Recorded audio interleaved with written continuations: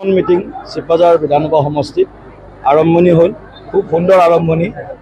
গতিকে এই টেঙাজাৰ ৰাজহুৱা মঞ্চত টেঙাবাৰী ৰাজহুৱা মঞ্চত যিখন সভা হ'ল দেখিলে আপোনালোকে হাজাৰ হাজাৰ লোক উপস্থিত হৈছে। গতিকে পথৰ আকৌ এবাৰ মোদী চৰকাৰ। গতিকে সমষ্টিটো দৰং ৰাইজৰ মনৰ ইচ্ছা একেটাই যে আমাক উন্নয়ন লাগে, আমাক শান্তি লাগে আৰু আমাক দুৰন্ত প্ৰগতি লাগে। গতিকে তাৰ স্বাৰ্থত আকৌ এবাৰ নৰেন্দ্ৰ মোদী ডাঙৰীয়া হাত শক্তিশালী কৰাৰ বাবে আৰু হিমন্ত বিশ্ব শৰ্মা ডাঙৰীয়াক আৰু এবাৰ আমি তেখেতক আকৌ আস্থা প্ৰকাশ কৰি এই সময়ত তেওঁলোক সাজু হৈছে যাতে আমি এটা ভোট আমি আমাৰ ফালৰ পৰা নৰেন্দ্ৰ মোদী ডাঙৰীয়াক দিব পাৰোঁ আৰু সেই কথাই এতিয়া বিদ্যমান হৈছে।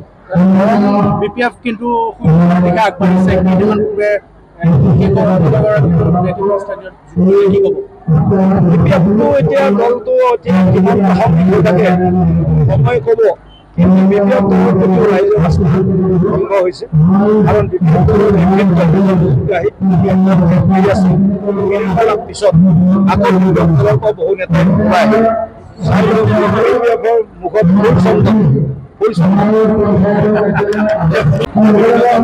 কৰ্মীয়ে বিজেপিত যোগদান কৰিছোঁ। কাৰণ এটাই বিকাশৰ যি ধাৰা, এই বিকাশৰ ধাৰাৰ প্ৰতি আমি লক্ষ্য ৰাখি মুখ্যমন্ত্ৰী মাননীয় হিমন্ত বিশ্ব শৰ্মাৰ যিটো বিকাশৰ ধাৰা তাৰ প্ৰতি লক্ষ্য ৰাখি আমাৰ সমষ্টিৰ যি আমাৰ দক্ষিণ অঞ্চলৰ যি 5টা পঞ্চায়ত আছে, এই 5টা পঞ্চায়তৰ যি দুৰৱস্থা, যি আমাৰ ৰাস্তাৰ দুৰৱস্থা, যিবিলাক আমাৰ সমস্যা, এই সমস্যাৰ প্ৰতি লক্ষ্য ৰাখি আমি বিজেপি দললৈ ভ্ৰমণ মাৰিছোঁ আৰু আশা কৰোঁ অনাগত ভৱিষ্যতত আমাৰ বিজেপি দলৰ প্ৰাৰ্থী মাননীয় দিলীপ শইকীয়া মহোদয় বহুল ভোটত জয়ী হ'ব।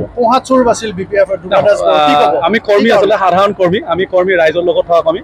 গতিকে কৰ্মী হিচাপে আমি ৰাইজৰ হৈ কাম কৰোঁ। আমাকো ৰাইজে বিশ্বাস কৰে আৰু ৰাইজৰ লগত থাকি যে ৰাইজৰ যেতিয়া কাম কৰিব নোৱাৰে কেতিয়াবা আমি হীনমন্যতাত ভোগোঁ। গতিকে সেইকাৰণে যিগৰাকী আমাৰ প্ৰাৰ্থী দিছে, BPF দলৰ প্ৰাৰ্থী দিছে, তেখেত আমাৰ এতিয়া সমষ্টিৰ বিধায়ক হিচাপে আছিলে। তেখেতে আমাৰ এই অঞ্চললৈকে একো উন্নয়নৰ কাম নকৰিলে 3টা বছৰ, আৰু গতিকে তেওঁ পক্ষপাতিত্বমূলক কিছুমান ব্যৱস্থা ল'লে, বৈষম্যমূলক ল'লে। গতিকে সেইটোৰ প্ৰতি লক্ষ্য ৰাখি আমি আমাৰ শতাধিক কৰ্মী ইতিমধ্যে আমি বিজেপিত যোগদান কৰিছোঁ। আৰু সম্ভাৱনা আছে নেকি? আছে নি, বহুতখিনি কৰ্মীয়ে বাঘা নেতা বুলি কৈছোঁ, তেখেতসকলে আমাৰ লগত যোগাযোগ কৰি আছে। মই আপোনাক খবৰ পালোঁ। ধন্যবাদ।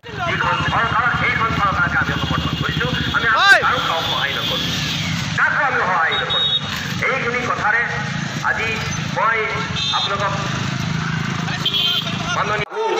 তেখেতে বক্তব্য আৰম্ভ কৰাৰ পিছতে আমি গুচি যাম আকৌ আমি আহিম আৰু তেখেতভাৱে মুখ্যমন্ত্ৰী মহোদয়ে কৈ দিবা কোনেও যাতে হস্তক্ষেপ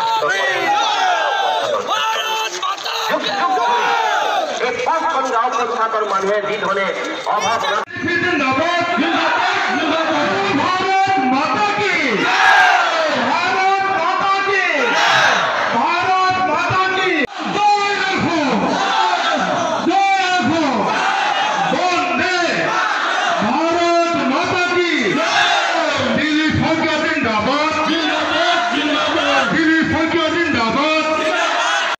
আজি অসমৰ বা ভাৰতবৰ্ষৰ চুকে কোণে এটাই নাম আজি সকলোৰে ওঠত, সকলোৰে মুখত, সেইটো হৈছে নৰেন্দ্ৰ মোদী।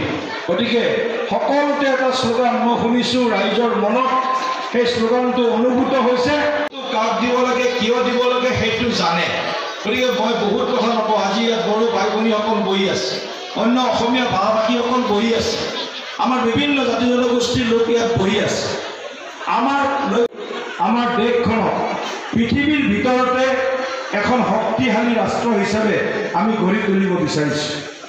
আৰু নৰেন্দ্ৰ মোদী ডাঙৰীয়াই জৰিয়তে ৰেচন কাৰ্ড লাভ কৰিব, নিযুত মইনা আঁচনিৰ জৰিয়তে হায়াৰ ছেকেণ্ডেৰী এডমিশ্যন ল'ব খোজা, ডিগ্ৰীত এডমিশ্যন ল'ব খোজা আৰু PG ইউনিভাৰ্চিটি এডমিশ্যন ল'ব খোজা ছোৱালীখিনিক বিশেষভাৱে আমি প্ৰথম হায়াৰ ছেকেণ্ডেৰীত এডমিশ্যন ল'ব খোজাখিনিক 10